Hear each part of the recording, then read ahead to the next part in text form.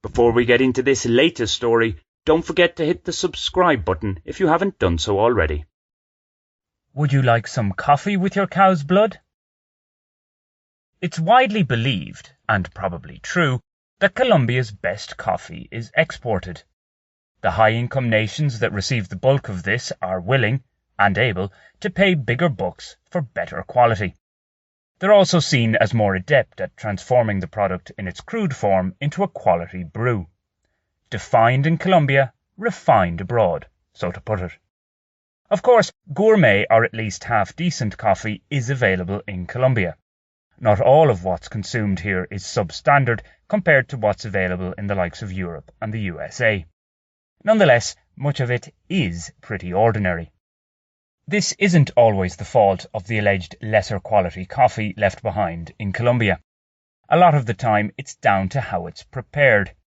An any old way will do approach, such as the use of grecas. These metallic monsters are responsible for many crimes against drinkable coffee. Also, like many things, one has to pay a good bit more than average to get a better brew. Thus, I'm regularly left with the I can't believe it's not coffee variety.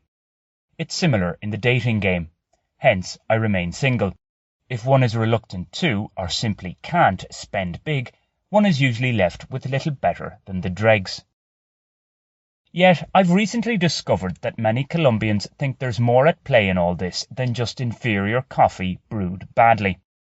There is a belief, which I've been quick to dismiss as an urban legend, that most mass-produced, affordable, working-class ground coffee sold here is mixed with cattle blood.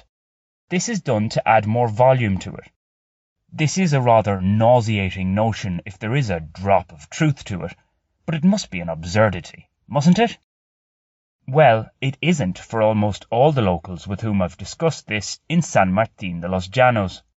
And this is cowboy country, so cattle blood is far from alien to the place. What's more, Colombians tend to make use of all parts of an animal that's killed for consumption. Little, if anything, goes to waste. On top of this, there are some questionable practices in the country. What you get isn't always what you're told it is.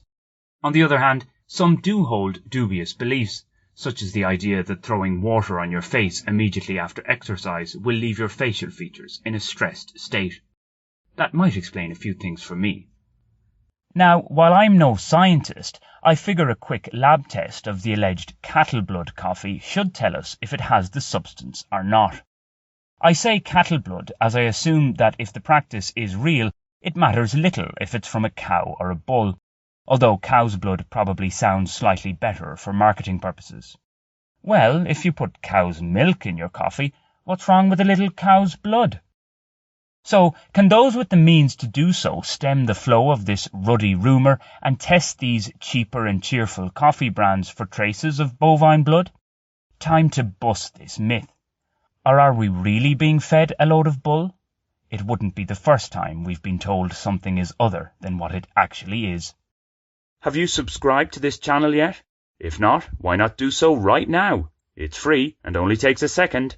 Thanks!